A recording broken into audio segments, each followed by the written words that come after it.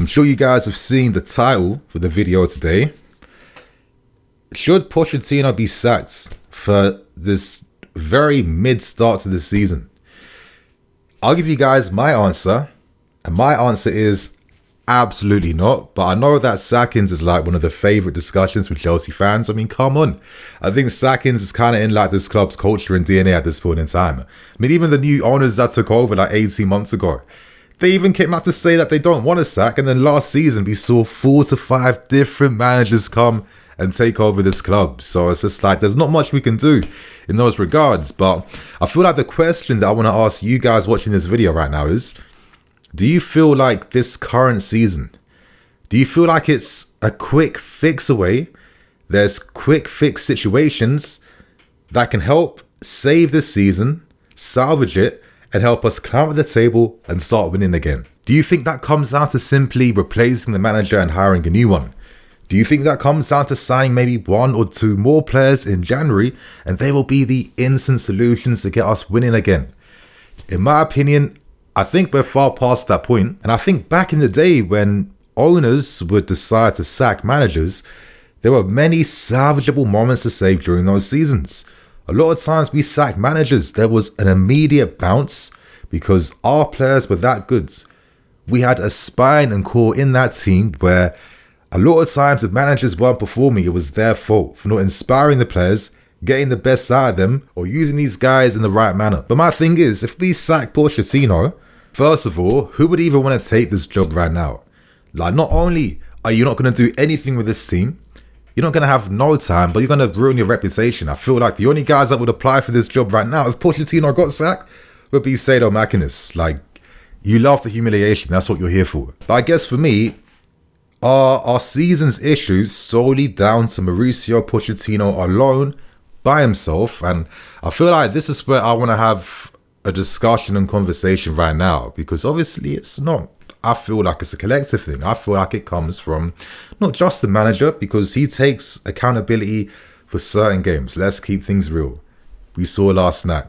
But I think the players can also take accountability. Terrible misses this season. And I also feel too like the whole management structure of the club right now can also take responsibility, because are certain guys thinking about the future a bit too much, that they're not focusing on the present? Because it seems like for all the club's plans to have an amazing multi-club network where we're signing all the best talents for absolutely nothing, and they'll be playing for the clubs that we own, and then we'll just literally just be picking the best of the crop to join up in our future squads over the seasons, and we're going to be finessing the entire game of football, and we're playing 4D chess, yeah? Honestly, that's not going to work unless you have them tangible, real-life, present results right now. And if we aren't getting Champions League football, if we aren't competing to win nothing, if we aren't at the top of the table, yeah, this whole strategy is just like fairy dust. It's a myth. It's not real. And I feel like because they pumped in over $1 billion so far, I think accountability has to be taken by, at times, how aggressive the strategy is when it comes to just only signing young players. I mean, you look at some of the top clubs that win things. They have that brilliant, healthy balance of young top prospects, you know, like players who are in their prime that age between 26 to 29, and then experienced figures that command respects across the entirety of the club. A lot of times you're ticking the boxes for these types of things that you need to be successful. Is it any surprise that you end up having a team that is ready to win right now? And I feel like, have we necessarily put ourselves on that platform to start challenging like how our ambitions want?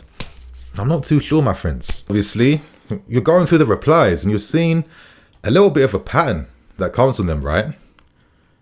For people's 3 main issues, you're seeing things like the projects, you're seeing things like frailties, tactics, striker needed, tactical setup, consistency, yep, experience, leadership, not having those things, needing a striker, needing a winger.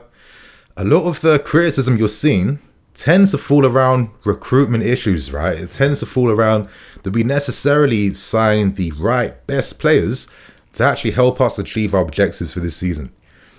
And I think we're starting to see probably not. I don't think that was the case.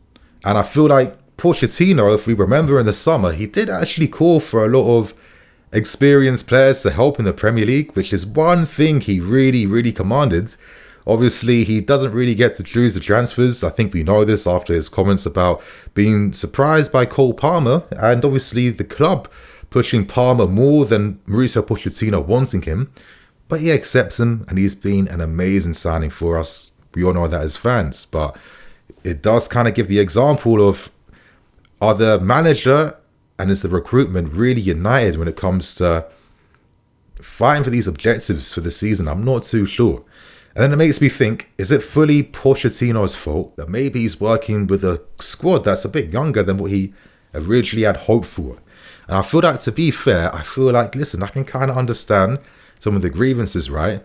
And you look at a lot of the games, we don't get results because we lose a lot of games and moments.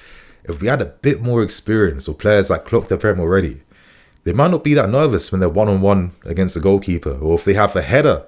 For some reason, no one knows how to score from their heads at this football club. We have a squad full of guys great on the ball, great on the floor, great playing in tight spaces. Like an amazing five-a-side team, but anything over the top, we just ain't there. So I think it's safe to say that, you know, the issues don't solely fall down to Pochettino by himself, right? It's a collective thing across the entire club. Now, you look at certain experience. Listen, and Nkunku was like one of the best experienced figures we signed. Disasi hasn't peaked yet. You know, he's like 25 years old. He's a decent age. We don't have many players that are close to hitting their peak right now. A lot tend to be under 22 years old. Caicedo, Lavia are two most expensive buys in the summer for like nearly 180 million are under 22 years old. So you can see a bit of an issue. And listen, it's not like we sold a ton of experience. I think there were some smart players we could have kept. Listen, this is my opinions. Yeah, put the pitchforks down. But I need to be honest now, it's my channel. But I can accept maybe your Mounts, your Kais, covers, your Koulibalys for sure. Koulibaly, I understand that one. But I look at maybe certain other guys. I look at N'Golo Kante. Did he really have to leave on a free? Like, what was the data saying about this guy not being able to play another season in this team? I'm not too sure.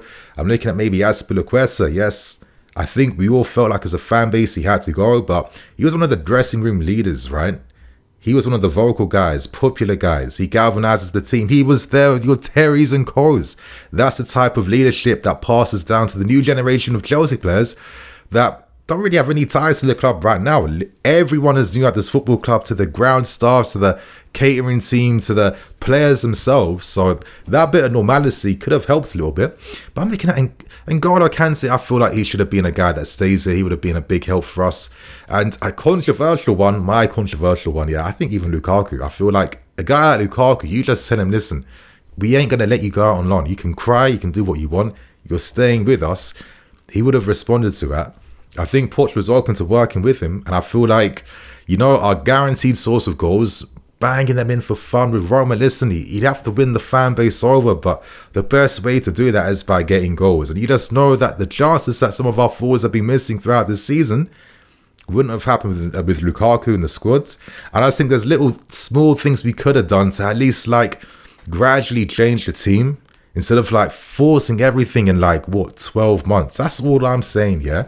But anyway, let's discuss that game against United yesterday. Yeah, I'll be honest with you. Listen, I'm a fan. Like, I had big expectations for that game.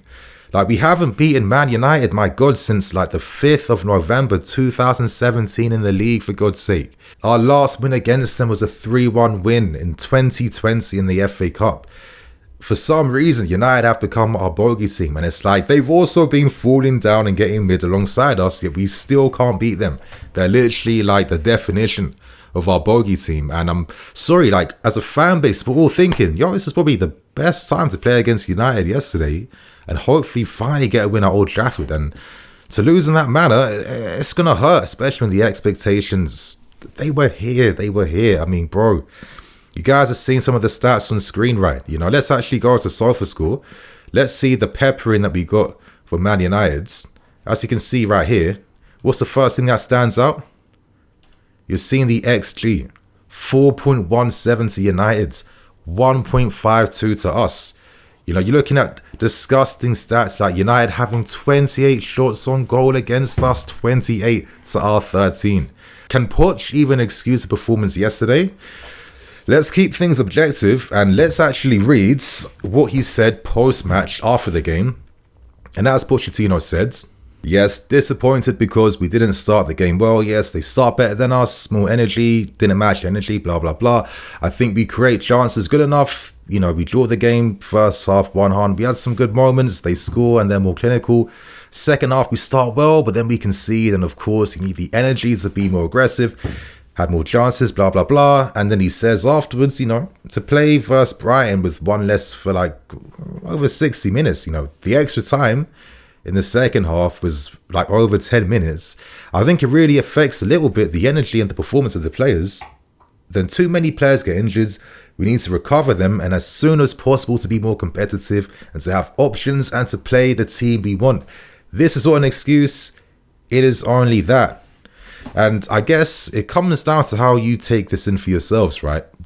Are these quotes and these comments an excuse in your opinion? You guys know I'm one of those nerds, you know, doing YouTube. I've got the misfortune at times to be able to have the time to watch these games again. And, you know, I had to go through watching the game again. And when you kind of know what the result's going to be, and when you have no expectations in the back of your mind, you can kind of see the match for what it is at times. And the thing that stood out to me, to be honest, was how lethargic our team kind of looked, if I'm being absolutely serious. Now, listen, I wasn't seeing that energy, that lethargic energy from the attacking players. In my opinion, I think there's no excuse for the attacking players to be saying niche about feeling tired, yeah? But I did kind of see that in defence. But most importantly, I saw that in midfield. And it got me thinking about what I was seeing when I watched the game again. Obviously, Enzo Caicedo played the full, like nearly 120 minutes against Brighton, you know, 10 men for 60 minutes. You have to cover more ground. And obviously, I'm thinking about Enzo Fernandez, and it's his first Christmas period in the country because we signed him in January, so he didn't experience this where you're having games every few days. And I thought in particular he looked very tired, especially as the game went on, when his long balls weren't finding no one. And he also played another 90 minutes in that game. And it's just like, we have no midfield because Ugo's out. Gallagher got that silly yellow cards. Could you argue, listen, Poch, moments like this, you got to be brave. Why not use Matos or start Kaiseldan just to help us have numbers in midfield? Especially when you can see Eddie Howe be brave enough to use like a Miley in midfield and Newcastle are still performing. Like, is that any excuse? Listen, I can understand that. But I think for the average fan, you can probably accept that's like more of a hindsight argument, maybe. And when you don't have a midfield that can cover the ground, help your press, because the midfield is the most important part in football. They kickstart they start the agenda for how you're going to play, how you prepare, and how you compete. Most importantly, yeah. And if they're half empty and they can't really do it, then how is your team going to have much of a chance? And I think we saw this when, you know, United's every cutback crossing the box, no midfield player was closing the ground down at all. Our defense was kind of exposed throughout the game. It was no surprise it was such like an end-to-end game last night. I think our midfield just wasn't really there. And I can see why the fatigue would hit them and also hit the defense a lot more than our attack. But at the same time, you break the stats down. Yes, the XG to United was more. But at the same time, I had this thought after the game. United played one of their best games of the season, playing against a half-fit, half-empty Chelsea team. Yet, certain stats are showing missed chances was basically the same. You know, big chances, 5 versus 5. You know, big chances missed. We had 5 against their 4. We hit the woodwork with Mudryk and Armando Broja. Even though this was one of our worst games of the season, we did enough. Statistically, we did enough to at least get a result in the game against Man United with a team that wasn't half empty. So I kind of recontextualized the game a little bit. And I was thinking to myself afterwards, the amount of like clear-cut chances we made. Like, more responsibility goes to our attacking players for not bagging most of these chances, because that's not good enough, yeah? I think most teams that play badly but create these same opportunities, they score. United's midfield would get dissected with one pass. Like, how are we making chances where 1-2 passes were through on goal? It's not saying much about Man United's at the same time, right? But I don't know. I guess I can kind of after watching the game again and calming down a bit, see where Poch is coming from in a way, right? But anyway, it goes back to how we started this video. You know, is it right to start thinking about sacking Poch? I mean, I'm going to ask you guys right now. Name me 3 managers that you'd be interested in replacing Pochettino with if you feel like maybe it's all down to him and he ain't getting the tactics right. But, you know, this isn't just a pure defense for Pochettino. Just because I think it's silly to sack him doesn't mean that Poch is immune to a bit of criticism. I think we need to separate how we criticize and how we sympathize. So I think you can do 2 at the same time. It doesn't have to be either or, like how people love to do, or maybe that's just how I see things. But at the same time, you can also argue that this is where the criticism comes into play. We got no European football. A lot of times we have a week's rest in between games to prepare.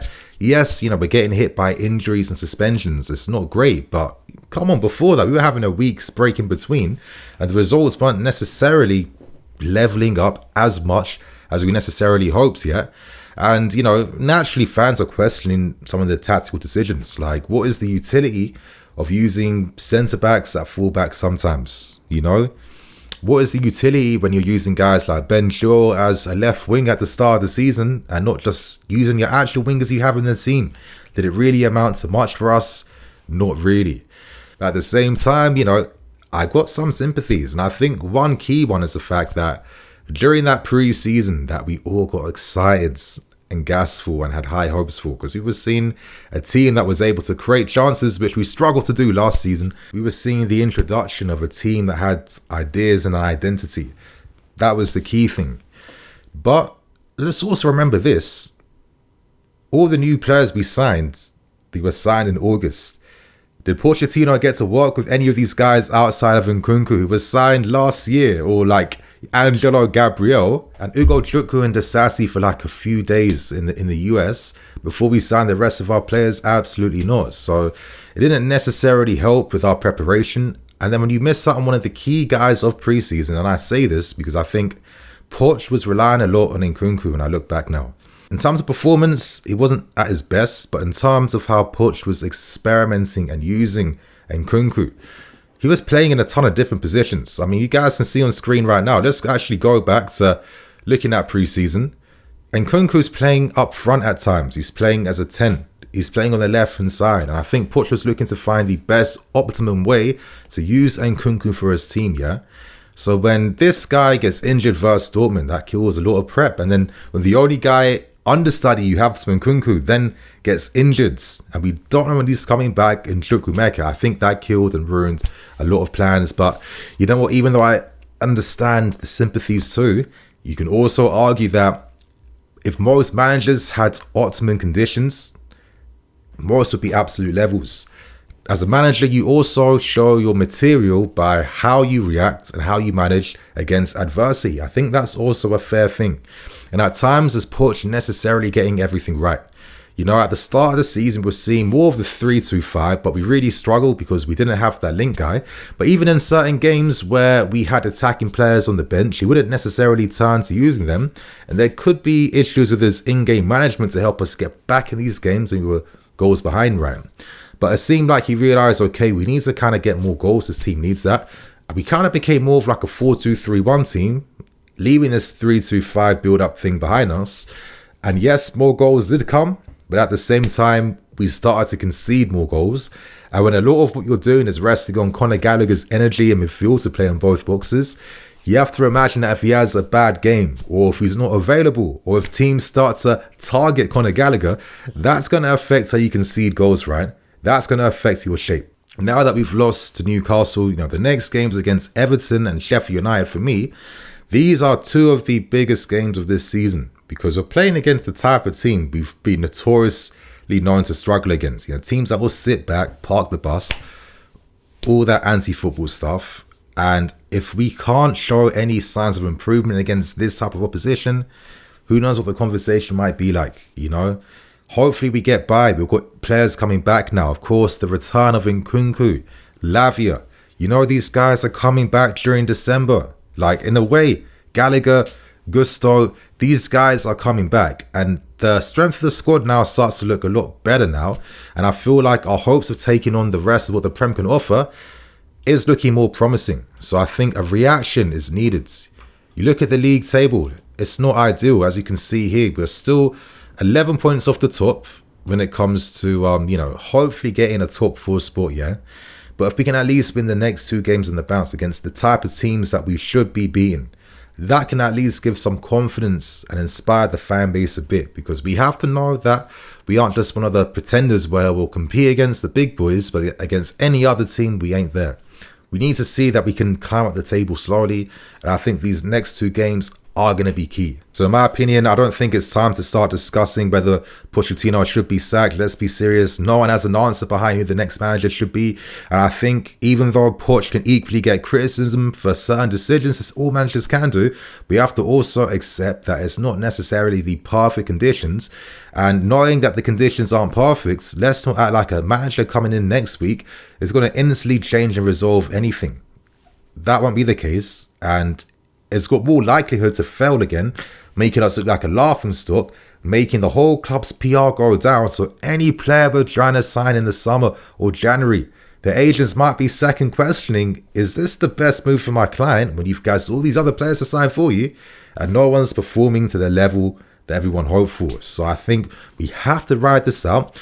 We have to accept the consequences that come from investing so young. We can be critical, we can be annoyed, but it has to be balanced. It can't just be all one way of, just blind support or just like blind hate. So I'm kind of in between right now, and I just need to see actions. No more words, no more talking, no more training ground clips showing Mudryk blasting it in from, all these angles, yet when he's 1-on-1 against United, all that training goes out the door. Now, I'm not here for that no more, yeah. You got to take this ish game by game, route one, and start like that. So my friends, share your thoughts and opinions. If you'd like to see more of these videos, let me know. A bit of a different one, but I want to try and make it a bit more calm and casual. I'm Needy FC, this is BlueLionsTV. I'll catch you guys later with some more videos tomorrow, so stay tuned.